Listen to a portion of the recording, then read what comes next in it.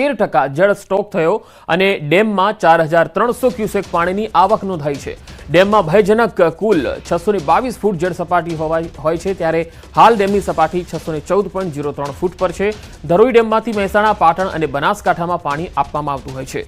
10 શહેરો અને 1007 ગામ અને પરાને ડેમમાંથી પીવાનું પાણી અપાય છે।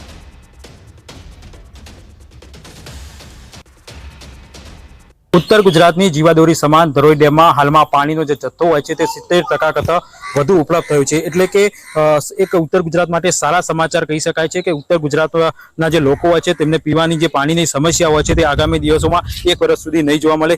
ધરોઈ ડેમની વાત કરીએ તો ધરોઈ ડેમમાંથી હાલમાં ઉત્તર ગુજરાતના 10 શહેરો અને 1007 જેટલા જે ગામ અને પરા હોય છે તેમને પીવાનું પાણી આપવામાં આવે છે।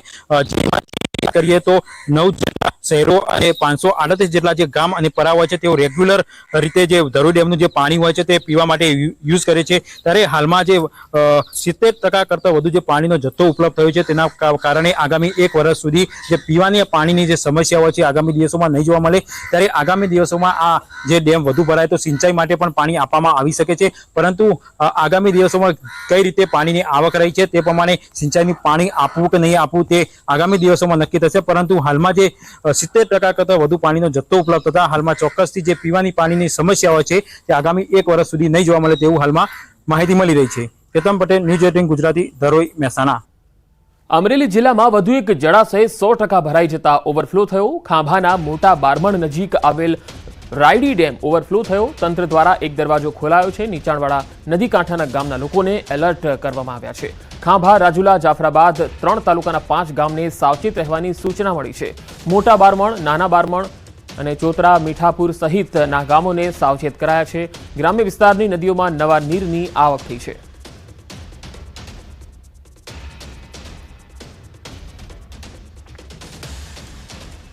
ચાઇનીઝ લસણની બબાલ અને વિવાદ થતા મોટો નિર્ણય કરાયો છે। ગોંડલ માર્કેટિંગ યાર્ડમાં લસણનો વેપાર બંધ રહેશે। માર્કેટ યાર્ડમાં લસણની હરાજી નહીં કરાય। ખેડૂતોને યાર્ડમાં લસણ ભરીને નહીં આવવા અપીલ કરી છે। આવતીકાલે તમામ માર્કેટ યાર્ડમાં લસણનો વેપાર બંધ રહેશે। ગોંડલ માર્કેટ યાર્ડમાં ચાઇનીઝ લસણ મળતા આ નિર્ણય કરાયો છે। તાજેતરમાં ગોંડલ માર્કેટ યાર્ડમાં 30 કટ્ટા ચાઇનીઝ લસણની આવક થઈ હતી। ઉપલેટાના ખેડૂત માર્કેટ યાર્ડમાં ચાઇનીઝ લસણ વેચવા લાવ્યા હતા। વધુ માહિતી સાથે સંવાદદાતા હાર્દિક જોશી જોડાયા છે। હાર્દિક, માત્ર 30 કટ્ટા ચાઇનીઝ લસણ આવ્યા એટલે બાકીના તમામ ખેડૂતોનું લસણ જ ન લેવું, માર્કેટ યાર્ડના આ નિર્ણયને લઈને ખેડૂતો શું કહે છે? ચોક્કસથી પંકજ, જે રીતના જે ગયા શનિવારે ગોંડલ માર્કેટિંગ યાર્ડમાંથી 30% જેટલું જે 30 બોરી છે તે ચાઇનીઝ લસણ ઝડપાયું હતું અને એમને લઈને જ રાજકોટ માર્કેટિંગ યાર્ડ હોય, ગોંડલ માર્કેટિંગ યાર્ડ હોય કે અન્ય માર્કેટિંગ યાર્ડ હોય, વેપારી એસોસિએશન દ્વારા એવો નિર્ણય કરવામાં આવ્યો છે કે આ જે ચાઇનીઝ લસણ છે તેના વિરોધમાં જે છે એ આવતીકાલે લસણની ખરીદી તેઓ નહીં કરે। એટલા માટે આવતીકાલે જે છે રાજકોટ સહિતના જે માર્કેટિંગ યાર્ડો છે ત્યાં લસણની હરાજી બંધ રહેશે।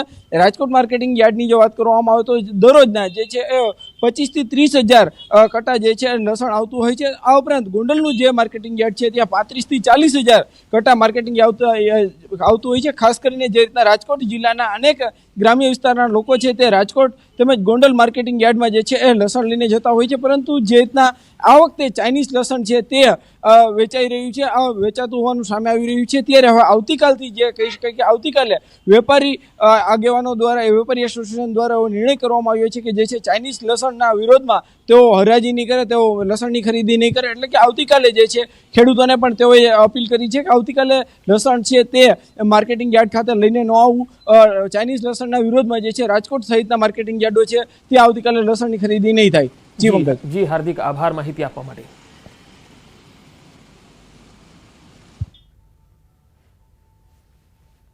આવતીકાલે તારીખ 10/9/2024ના દિવસે સમગ્ર ભારતના લસણના વેપારીઓ લસણના વેપારથી અળગા રહેવાના હોય ત્યારે એના સમર્થનમાં રાજકોટ માર્કેટિંગ યાર્ડમાં લસણનું કામકાજ આવતીકાલે બંધ રાખવાનું નક્કી કરેલ છે।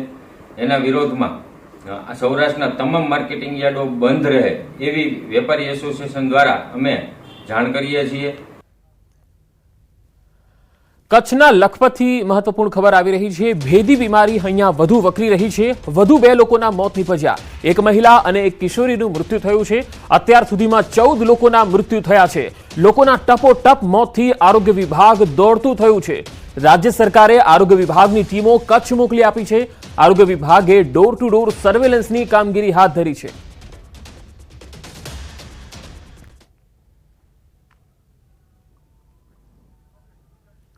તો આરોગ્ય મંત્રી ઋષિકેશ પટેલે પણ નિવેદન આપ્યું છે. બધા જ દર્દીઓ કોવિડ નેગેટિવ હતા. સ્વાઇન ફ્લૂથી ઓછો ઘાતક ગણાતો H3N2 નો એક કેસ મળી આવ્યો છે.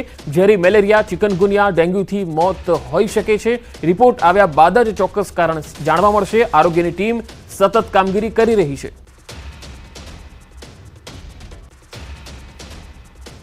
બધા જ કોવિડ નેગેટિવ હતા. H1N1 એ પ્રમાણમાં સ્વાઇન ફ્લૂમાં થોડો કમ્પેરેટિવ ઓછો ઘાતક છે, પરંતુ H3N2 નો પણ એક આપણને કેસ મળ્યો છે. ઝેરી મેલેરિયા, ચિકનગુનિયા, ડેન્ગ્યુ જેવા રોગોના કારણે આ પ્રકારના મૃત્યુ થયા એવું પ્રાથમિક દ્રષ્ટિએ દેખાય છે. પરંતુ આ ટીમ જે ગઈ છે એનો જે રિપોર્ટ આવ્યા પછી આપણે નક્કી કરી શકીએ કે કયા કારણોસર આ બધું થયું છે. તો વધુ માહિતી મેળવીએ. કચ્છથી સંવાદદાતા મેહુલ સોલંકી જોડાયા છે. મેહુલ, કચ્છમાં જે ભેદી બીમારીથી લોકોના ટપોટપ મૃત્યુ થઈ રહ્યા છે, અત્યાર સુધીની તપાસમાં કોઈ ચોક્કસ કારણ સામે આવી શક્યું છે ખરું? જી પંકજ, ચોક્કસથી વાત કરીએ તો અત્યાર સુધી કોઈ ચોક્કસ કારણ છે તે સામે નથી આવ્યું. અત્યારે લખપતમાં જે ભેદી બીમારીથી લોકોના મોત થયા છે તેમાં વધુ એક મહિલા અને કિશોરીનું પણ હાલ મોત થયું છે. તો અત્યાર સુધી 12 જેટલા લોકોનું મોત થયા હતા અને એ વધુ એટલે કે અત્યાર સુધી 14 લોકોના મોત થઈ ચૂક્યા છે. ત્યારે આરોગ્ય વિભાગ છે તે હાલ દોડતું થયું છે અને રાજ્ય સરકારે પણ આરોગ્ય વિભાગની ટીમો છે તે કચ્છ મોકલી છે અને હાલ તે જે આરોગ્ય વિભાગની ટીમ છે તે ડોર ટુ ડોર સર્વેલન્સની કામગીરી હાથ ધરવામાં આવી છે. જી મેહુલ, આભાર માહિતી આપવા માટે. તો કચ્છના લખપતમાં ફાટી નીકળેલા રોગચાળાને લઈ પ્રદેશ કોંગ્રેસ પ્રમુખ શક્તિસિંહ ગોહિલે સરકાર પર પ્રહાર કર્યા. સરકાર અને તંત્રનું ધ્યાન દોરવા છતાં કોઈ પગલાં ન લીધા હોવાનો આરોપ લગાવ્યો. તેમણે કહ્યું, લોકોને પીવાનું શુદ્ધ પાણીની અહીંયા વ્યવસ્થા નથી. રોગચાળાને કાબૂમાં લેવા યોગ્ય કાર્યવાહી કરવા માટે વિનંતી કરી.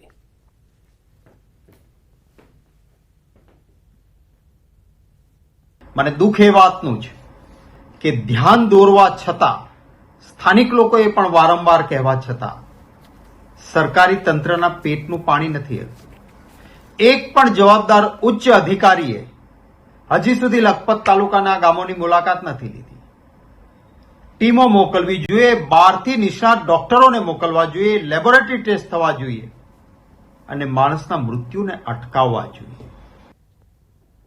શક્તિભાઈએ કહ્યું કે 2 લોકોના મૃત્યુ થયા અને તરત જ આરોગ્ય વિભાગને જાણ કરી હતી. પરંતુ આરોગ્ય વિભાગને જાણ કરતા પહેલા એવો મીડિયામાં આવે છે અને મીડિયા દ્વારા એવા કોઈ ન્યૂઝ એ અમને મળ્યા નહોતા. સરકારને જાણ કરવી, સરકારને કહેવું, એના કરતા પહેલા મીડિયા સમક્ષ જઈ હોબાળો કરવાની અને એક પ્રકારની આ એમની કોંગ્રેસની નીતિ જ છે. પરંતુ આ પ્રકારની કોઈ પણ જાણ સરકારને કરેલી નથી.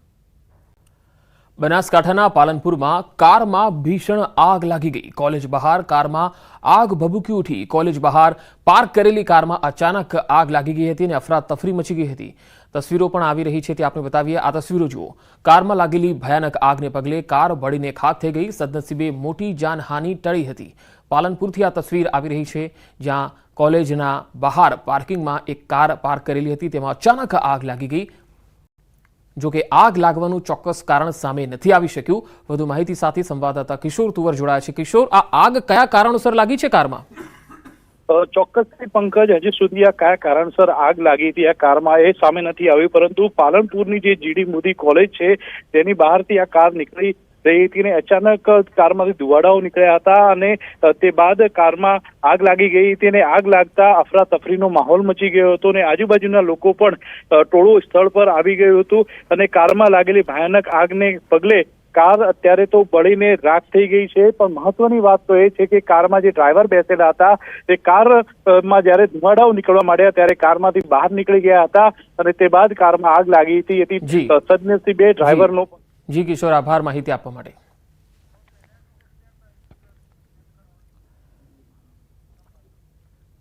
સુરત પથ્થરમારા પ્રકરણમાં સૌથી મોટો ખુલાસો ન્યૂઝ 18 ગુજરાતી પર અત્યાર સુધીનો મોટો ખુલાસો બાળકોનો ઉપયોગ કરીને શાંતિ ડહોળવાનો પ્રયાસ થયો 6 બાળકોને આગળ રાખીને શાંતિ ડહોળવાનો પ્રયાસ કર્યો બાળકોએ રિક્ષામાં આવીને પથ્થરમારો કર્યો હતો આ પથ્થરમારા બાદ 25 લોકોએ હંગામો મચાવ્યો જમ્મુ કાશ્મીરની મોડસ ઓપરન્ડી જેવી એમઓ સુરતમાં કરવામાં આવી જમ્મુ કાશ્મીરમાં અગાઉ પથ્થરમારામાં આ જ પ્રકારની મોડસ ઓપરન્ડીનો ઉપયોગ થયો હતો હાલ સુરત પથ્થરમારા પ્રકરણમાં 2 અલગ અલગ ગુના દાખલ થયા છે વધુ માહિતી સાથે સંવાદદાતા નવીન ઝા જોડાયા છે નવીન આજે પથ્થરમારાની ઘટનામાં જે એમઓ સામે આવી છે તેને લઈને શું વધુ વિગતો છે પંકજ પ્રાથમિક તપાસમાં જે સામે આવ્યું છે કે આ એક જમ્મુ કાશ્મીરની જેવી મોડસ ઓપરન્ડી જોવા મળી રહી છે કારણ કે જમ્મુ કાશ્મીરમાં પણ જે રીતે બાળકોને આગળ રાખીને અને પથ્થરમારાની ઘટનાને અંજામ આપવામાં આવતું હોય છે આ પ્રકારે તપાસમાં જે પ્રાથમિક તપાસમાં જે સામે આવ્યું છે કે 6 થી 7 જેટલા બાળકો જેમાં માઇનોર બાળકો છે જેમાં કેટલાકને 18 વર્ષ પણ થયા છે પરંતુ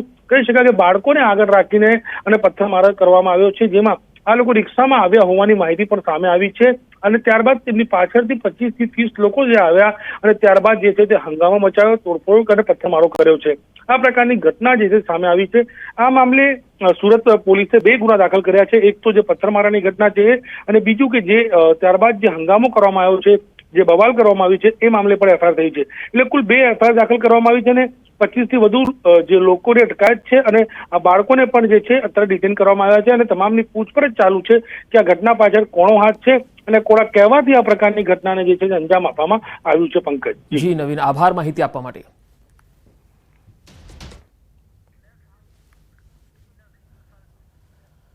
તો સુરતમાં સ્થિતિ સંપૂર્ણ કાબૂમાં આવી ગઈ છે પોલીસ એક્શનમાં છે સૈયદપુરામાં બીજા દિવસે પોલીસ તૈનાત કરી દેવામાં આવી વિસ્તારમાં 5000 સીસીટીવી કેમેરાઓથી આરોપીઓની શોધખોળ થઈ તોફાની તત્વો અને પથ્થરમારો કરનારાની સીસીટીવી કેમેરાથી ઓળખ કરી અને કાર્યવાહી કરવામાં આવશે સૈયદપુરા 4 રસ્તા ઉપર સુરત પોલીસના 10 કરતા વધુ કેમેરા પણ છે તેની તપાસ કરવા અલગ અલગ ટીમો બનાવી ફૂટેજ જોવામાં આવી રહ્યા છે પોલીસે પથ્થરમારા સાથે સાથે ગાડીઓ સળગાવવાનું અને ગાડીઓમાં તોડફોડ કરનારા ના અલગ અલગ 2 ગુના પણ દાખલ કર્યા છે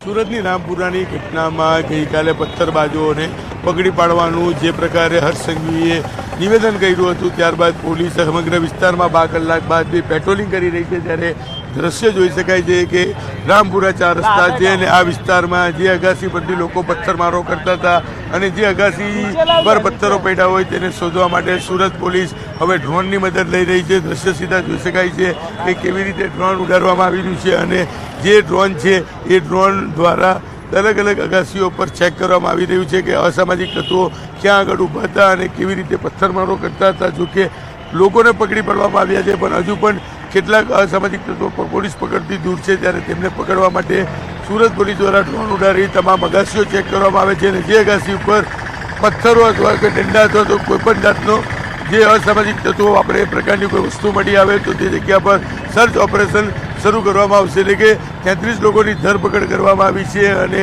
હજુ પણ આ ગુનામાં કેટલાક આરોપીઓ નાસ્તા પડતા છે તેને પકડવા માટે સુરત પોલીસના કેમેરાની મદદ લેવામાં આવી છે સુરત પોલીસ દ્વારા ડ્રોનની મદદ પણ લેવામાં આવી રહી છે કેમેરામેન ભરત બ્રહ્મભટ્ટ સાથે કૃષ્ણેશ પટેલ ન્યૂઝ 18 ગુજરાતી સુરત